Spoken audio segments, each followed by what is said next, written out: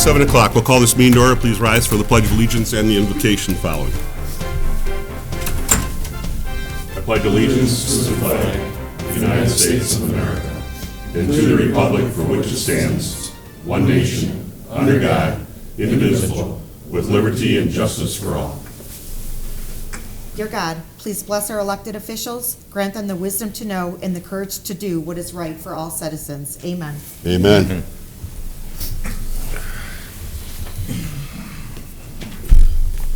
Roll call, please. Ellen? Here. LaFour? Here. Ravitch? Here. Rindell? Here. Ricks? Here. Schultz? Here. Warren? Here. Motion to approve the minutes of January 3rd. Motion be in order. I'll make the motion. Support. Motion been made and supported. Is there any discussion? Yes. On page 404, on the roll call vote, I was here, I did vote on the roll call, and my name's not there. It's your first meeting. You want your name in there? What can I say? Okay. I'll have it corrected. Thank you. Pepper? Anything else? Being not, all in favor of the motion, signify by saying aye. Aye. Against? Motion does pass. On behalf of the City Council, I'd like to take a moment to address the public regarding the recent threats received by the Richmond Community Schools. First and foremost, the City Council is fully supportive of the police department and their efforts to address the situation. The department has been putting every effort they can towards this case, and the council supports the department fully. The Richmond Police Department is doing everything they can to ensure the safety of the Richmond Community Schools and our community as a whole.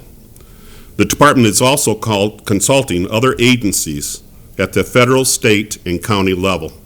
Regardless of the chatter that is out there, we know the hard work that is being done to deal with this and commend the officers in the department for their efforts. Second, these threats are not reflective of the Richmond community. We have a great community made up of residents, families, businesses, schools, and organizations, which all work together to make Richmond a place we all call our hometown.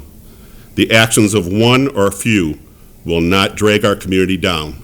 We will all continue to work towards making Richmond a better community. And with that, we will go to audience comments on any non-agenda items. We ask that you state your name and address to the clerk and keep your conversation comments within 3 minutes. Anybody like to address the City Council at this point?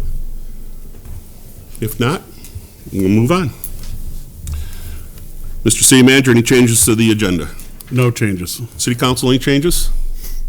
Being not, a motion to accept the agenda as presented would be in order. I'll make the motion. Support. Motion been made and supported. Any discussion? Being not, all in favor, say aye. Aye. Against? Motion does pass. Is there a motion for the consent agenda? Make a motion to approve the consent agenda as presented. Support. Motion's been made and supported. There is no discussion on the consent agenda. All in favor of the motion signify by saying aye. Aye. Against? Motion does pass. We move on to public hearing. The public hearing is for the use of fiscal year 2023-24 CDBG funds. Mr. City Manager. Council is scheduled to have a public hearing regarding the distribution of our fiscal year 23-24 Community Development Block Grant allocation. The CDBG allocation is derived by a method from the Housing and Urban Development Department, HUD, that takes into consideration such factors as population, poverty, and overcrowding. This year, the city is not proposing any bricks and mortar projects. The last several years, each year we've received funds to equip our facilities with automatic door openers for accessibility purposes. We're finalizing the last building this spring with the library and didn't see a clear brick and mortar project for us that worked, that we felt would be competitive now that they've gone to a competitive ranking of the projects. That doesn't mean that in the future we won't have one. In future years, it's just that this year we don't have one. We still, though, the public service portion of the CDBG program has stayed the same as previous years. This year our allocation is $4,930, and there are I think 4 nonprofits that are eligible to request money from the city of Richmond this year, many of whom may speak at the public hearing tonight. And after that, we'll go into the item for consideration. Okay, is there a motion to open the public hearing? I'll make the motion to open the public hearing for the use of the fiscal year 23-24 CDBG funds at 7:05. Support. What's been made and support? Any discussion on the motion? All in favor, say aye. Aye. Against? Motion does pass. We are in public hearing. Is there anybody that would like to address City Council for the CDBG? Come on up. State your name and address, please. Hi, my name is Paula Schnoblin. I live at 16734 Salerno Court in Macomb Township, Michigan. I'd like to start by saying good evening to everyone. Again, I'm Paula Schnoblin. I'm the lead counselor and clinical coordinator at Care House. Care House is the Macomb County Child Advocacy Center with our main office located in Mount Clemens and a satellite office located in Warren. Care House is the only agency in Macomb County providing comprehensive services for child victims of sexual abuse, physical abuse, or children who have witnessed a violent act, as well as their non-offending family members. Our goal is to minimize the trauma for the child victims of abuse and to support the child victim and the family members throughout the investigation and prosecution and beyond. Care House is an accredited member of the National Children's Alliance and one of over 800 in the United States. We collaborate with all law enforcement jurisdictions in Macomb County, as well as the FBI, Homeland Security, and Immigrations and Customs Enforcement, Children Protective Services, the Macomb County Prosecutor's Office, and medical and mental health professionals. Care House offers intervention and support services for child victims and their parents, intervening to promote healing and helping families to cope with the emotional stress and trauma that's caused by not only the acts of abuse, but also by the investigative process. Our services include coordination of forensic interviews, crisis counseling, child safety assessments, parent and child support groups, trauma-focused therapy sessions, family advocacy, access to forensic medical examinations, assistance with transportation to therapy appointments, and referrals to other needed community services. As the designated counsel in Macomb County for the Michigan Children's Trust Fund, Care House also offers child abuse prevention information, education, and training for professionals and to the community at large. Families are never charged for the services they receive at Care House. I'm also proud to report that according to our most recent independent financial audit, over 88 cents of every dollar that comes to Care House is specifically devoted to serving children and families in our community. Almost 3 kids in every Michigan classroom and over 20,000 of all children right here in Macomb County today are living with the trauma of sexual abuse. These numbers are surely much higher than our best estimates because most children never tell. Sadly, living with sexual abuse is a reality for children of every race, gender, and economic status. Many of the parents who bring their children to Care House have shared that they experienced sexual abuse themselves as a child and never told anyone or received support to help them heal from their trauma. If a child chooses you to share their story, recognize how hard it was for him or her to gather the courage to tell someone about their abuse. Although it is hard to hear a child's story of abuse, your initial reaction is very important. Don't show shock or horror, but support the child and acknowledge his or her courage in speaking out. Always report any suspicions of abuse.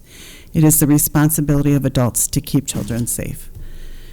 Since our opening in 1996, we have conducted over 10,000 child forensic interviews, with 57 of those children residing here in the city of Richmond. In 2021, we provided 728 forensic interviews. 5 of those children were residents of the city of Richmond. Last year, in 2022, we conducted 704 forensic interviews, and 4 of those children resided in the city of Richmond. We depend on support from the community to provide a voice for child victims and a safe place for them to be heard. We are very grateful for the $1,200 that we received in CDBG funding from the City of Richmond last year, and for your longstanding support. We respectfully request your consideration for funding this upcoming year in the amount of $1,200 to support services for 2 qualifying child victims and their families that reside in the city of Richmond. Of course, we would be grateful for any amount you were able to allocate to us. For more information about CareHouse, we invite you to visit our website at www.mccarehouse.org and to follow us on Facebook. Thank you for your time and consideration, and I'd be happy to answer any questions you might have. Any questions? No. Your old Thank hat you again. around here, I mean, we love what you people do at CARE, and as you've stated, we always have supported you. And I Yes, think this council's going to be supporting you again this and it's year. truly appreciated. Thank you. Thank you. Yeah. Anybody else like to speak to the CDBG?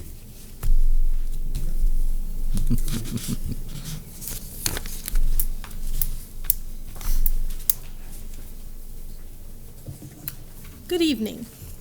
I'm Serena Salcido, an empowerment advocate at Turning Point in their shelter program.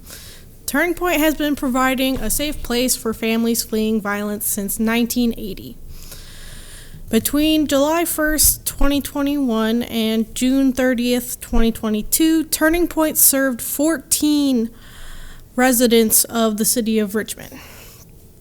Now I'm going to go in depth about what we provide at our shelter program specifically, although we do have other programs. Turning Point's emergency shelter program is a safe haven for survivors of domestic and sexual violence. It provides immediate safety, crisis intervention, and resources to families trying to establish basic safety. The project is a multifaceted approach to ending the cycle of violence in families. Turning Point's 2 shelter case managers meet with every new shelter resident within 24 hours of their arrival to develop an individualized plan based on their goals. For survivors arriving on the weekend, they meet with the case managers on the following Monday. They also work on a plan for safety, housing, and financial stability. This plan can include literacy, immigration, credit repair, and supportive counseling for domestic and sexual violence after leaving shelter. The Emergency Shelter Case Management Program has developed collaborations and linkages to multiple systems, organizations, businesses, and churches that can help domestic violence victims maintain their safety when leaving shelter. There is strong evidence which states that improving survivors' knowledge of and access to community resources leads to higher quality of life and less risk of re-abuse over time. Resource building serves as a protective factor and enhances women's safety over time. Turning Point continues to provide comprehensive services to children while in shelter and after they leave. Children in shelter receive crisis support, tutorial, or educational assistance, safety planning, recreation activities, 7 days per week. A day camp runs all summer. Many children keep in contact with us for many months after leaving shelter. A child crisis advocate works with children and teens in shelter and is able to follow them after they leave shelter to continue offering individual and group supportive services. Turning Point's shelter facility is completely handicap accessible, has increased educational indoor and outdoor play area for children and teens, private sleeping and bathroom facilities, a multi-purpose room that functions as a dining room and family activity area, private dedicated counseling spaces, and spaces for other nonprofits to be on site to deliver their services. Turning Point is requesting $1,000 to fund shelter meals, basic needs, crisis intervention, case management, child care, program advocacy, support, and information groups. Thank you for your time and consideration. Thank you. Again, we appreciate the support you give to our community every year. Thank you. You're up. So I can say thank you. My name is Scott Andrews. I'm a resident of the city of Warren, and I work for Interfaith Volunteer Caregivers. We are a nonprofit charity that has been primarily focused in Macomb County for 30 years, helping seniors and disabled adults. I was going to start off saying thank you to the mayor, to the city council, to the city manager and staff. We know the last couple of years have been beyond challenging times, and having public servants such as yourself representing and caring about others is just a wonderful thing to have in our society today.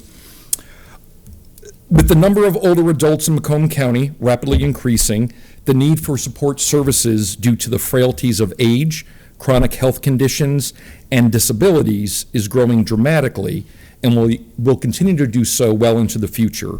For many years, our organization has been providing free basic assistance to hundreds of frail, older, and physically challenged adults, trying to help them remain safely in their homes.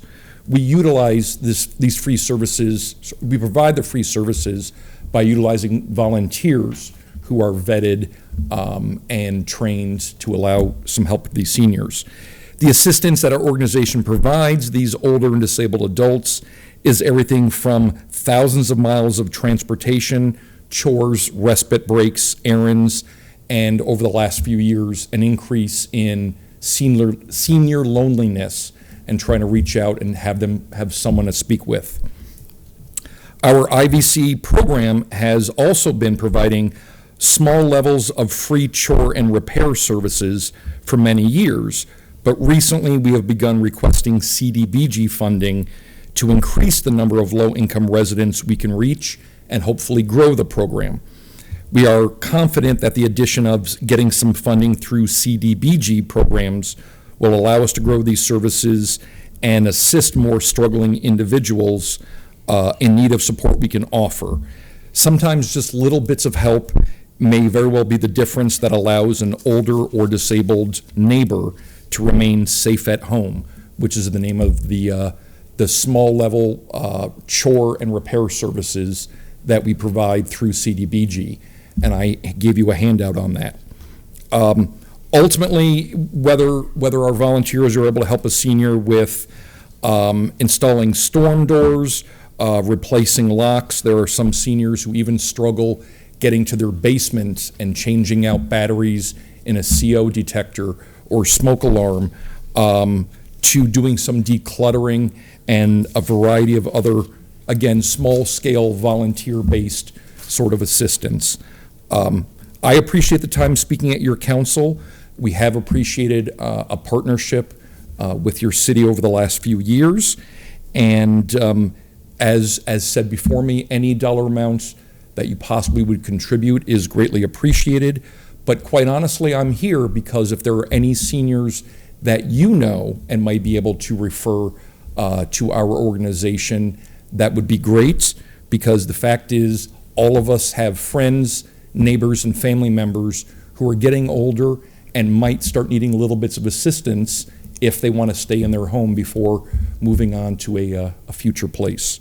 So, and then however the minutes are taken, people may be referred or look us up at ivcinfo.org.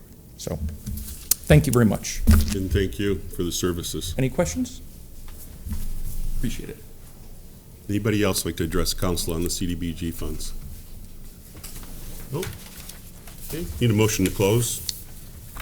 Make a motion to close the public hearing for the use of the 23-24 CDBG funds at 7:18. Support. Motion made and supported. Any discussion? Being not, all in favor of the motion signify by saying aye. Aye. Against? Motion does pass. The hearing is closed. We move on to items for consideration.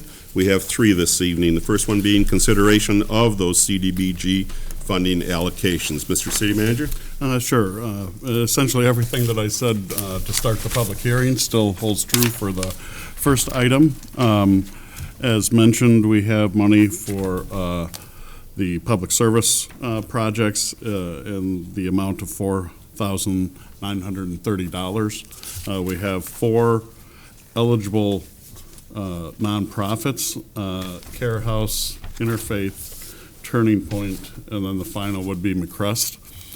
In the past, any funds not allocated towards those organizations, we then just put towards the senior coordinator at our senior center in BB Park. So feel free to allocate funds towards those organizations up to the limit that the county has placed on them. The county doesn't like us to go over anymore, just because it's a little difficult on them on tracking everything for the paperwork. So with that, what would be left, there is a mistake at the bottom, a typo at the bottom of item 1, which says if you fund all the requests, there would be $790 left for the senior coordinator position. That's actually $1,790. The motion number 2 is correct. It's just dropped 1,000 on the front page there. Thank you. Is there a motion before discussion? I'll make a motion to allocate $4,930 of the fiscal year 2023-2024 CDBG funding to the City of Richmond Parks and Recreation Department for the funding of the seniors coordinator position for 1 year. Is there support? Yeah. Okay. No support? Motion dies. Is there another motion?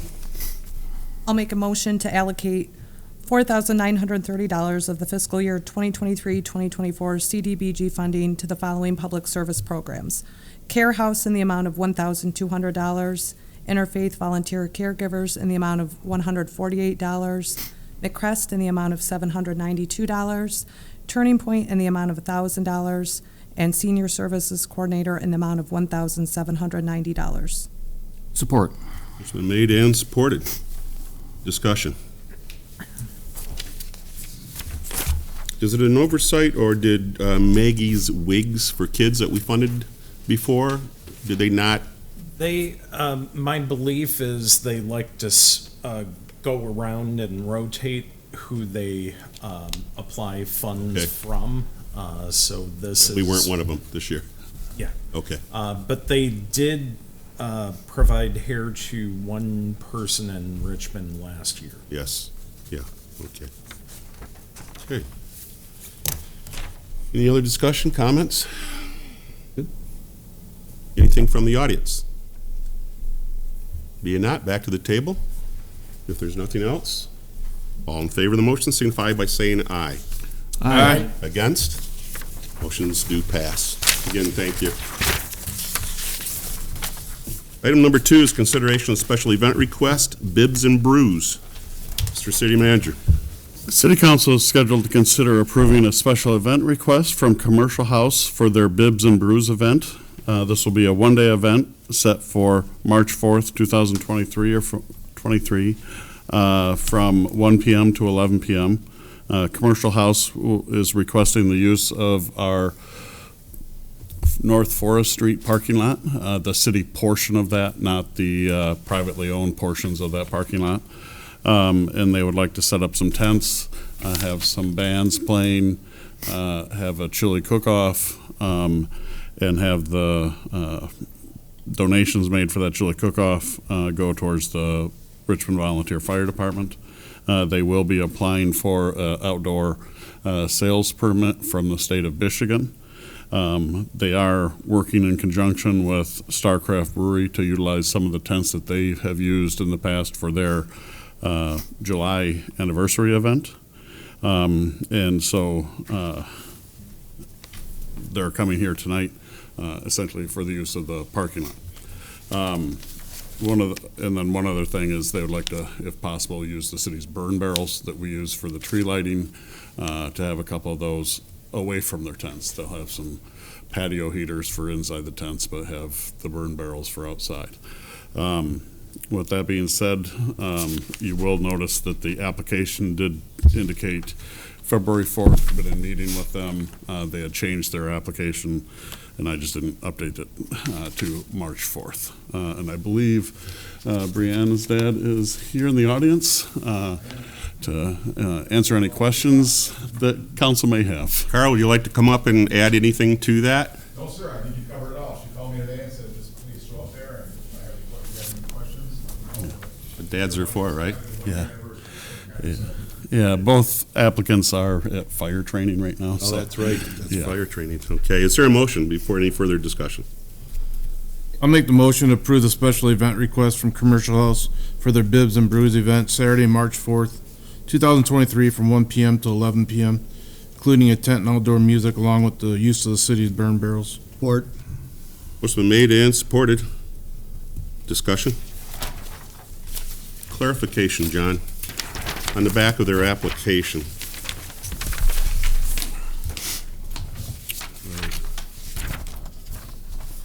It looks We like, are looking to cone off our parking lot and municipal parking lot. But in your brief, it says the alley and parking along the buildings remain open. correct. So- The alley and the parking along the buildings is privately owned, not part of our parking lot. Uh-huh. Not a part of the city portion of the, and I apologize, there should have been a map included, and it looks like, There is. or am I on the wrong? I'm sorry, I'm on the wrong. Yeah, so if you look at the map. Yep.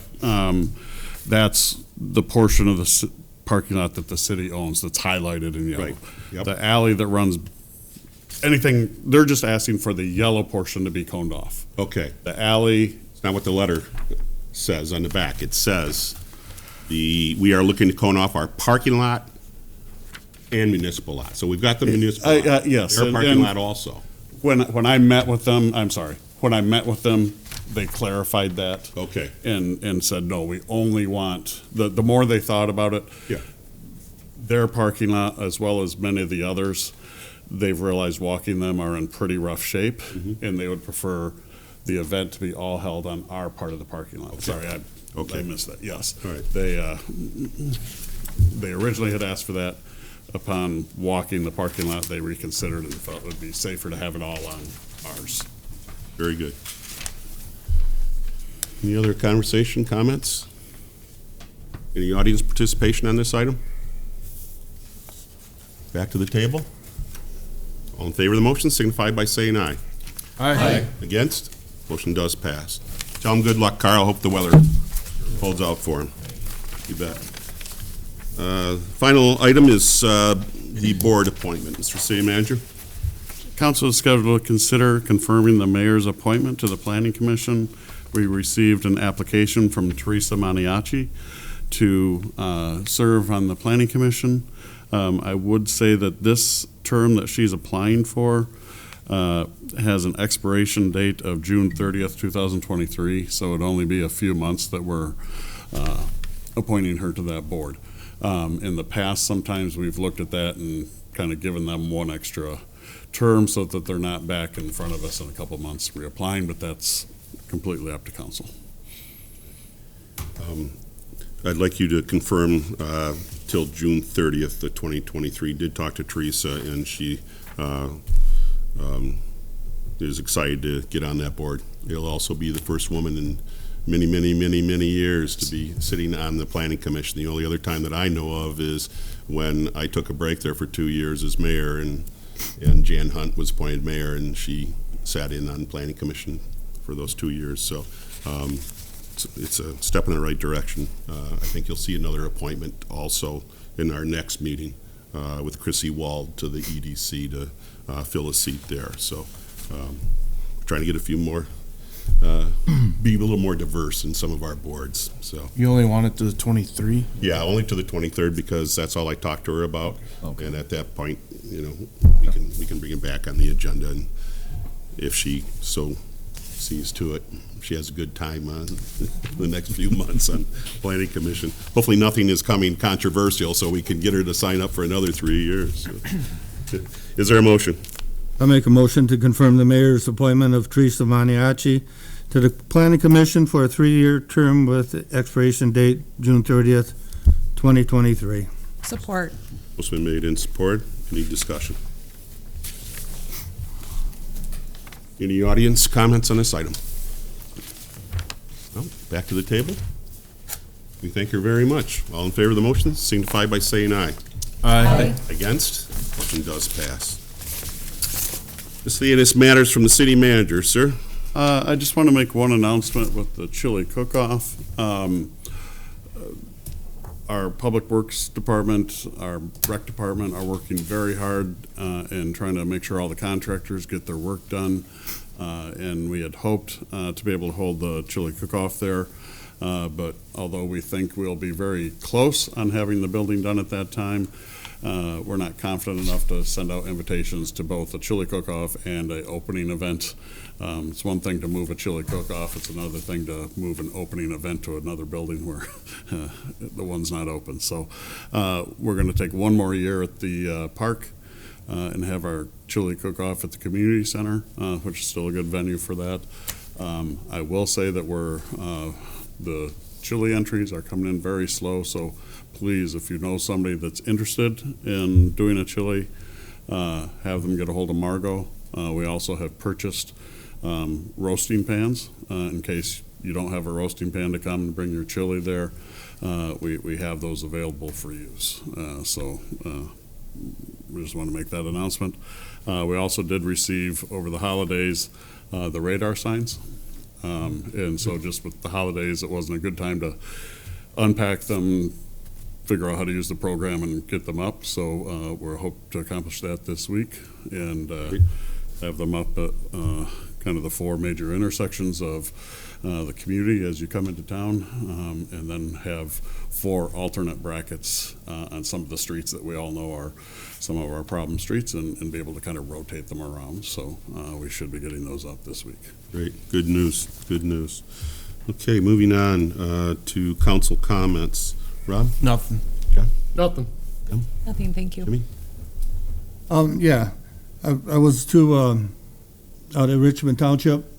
My brother-in-law and sister-in-law, Verna Teresa Coleman, put 119 acres into farm preservation, which happens to be quite a big thing in Macomb County.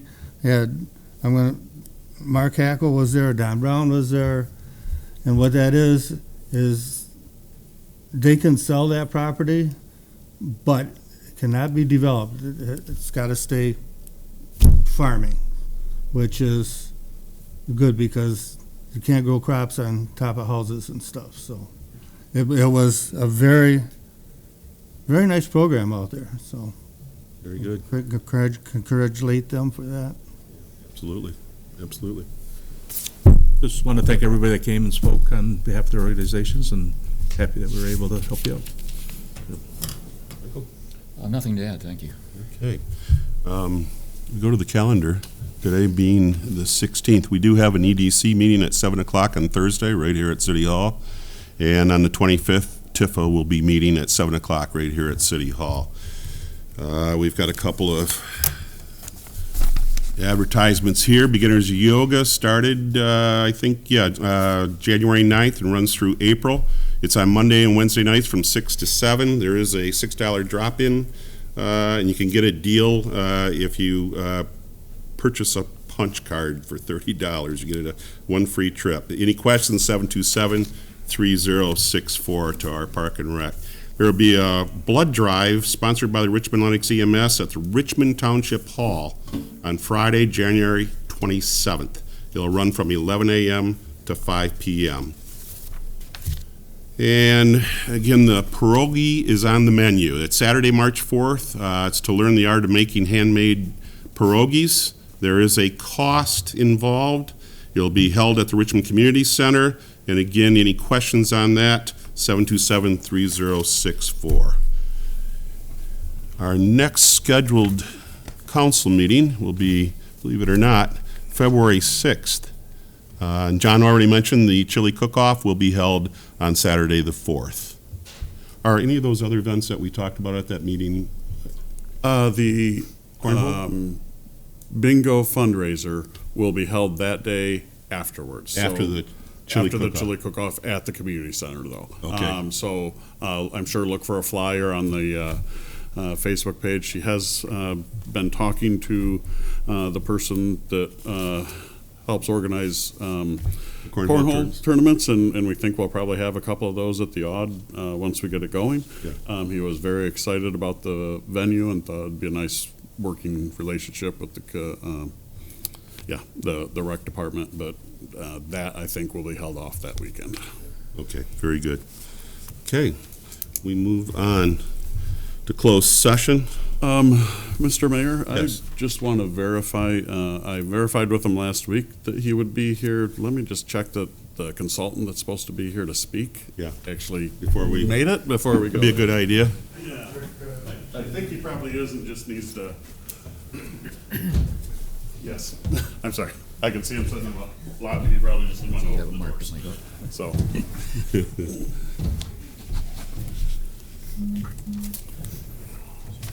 Yes, he's here to. Oh, is he here? Yep, Oh, I can okay, see I'm sorry. he's sitting outside waiting Okay, patiently. do we have a motion to go into closed session? I make the motion to convene into closed sessions coordinate with Section 8C of the Michigan Open Meetings Act, Public Act 267, 1976, as amended for strategy and negotiation sessions connected with the negotiation of a collective bargaining agreement as requested by administration. What's been made and supported? Is there any discussion? Being not, roll call? Ellen? Yes. LaFour? Yes. Mr. Ravitch? Yes. Rindell? Yes. Ricks? Yes. Schultz? Yes. Warren? Yes. Motion passes. We'll take a 5-minute break and then go into closed session.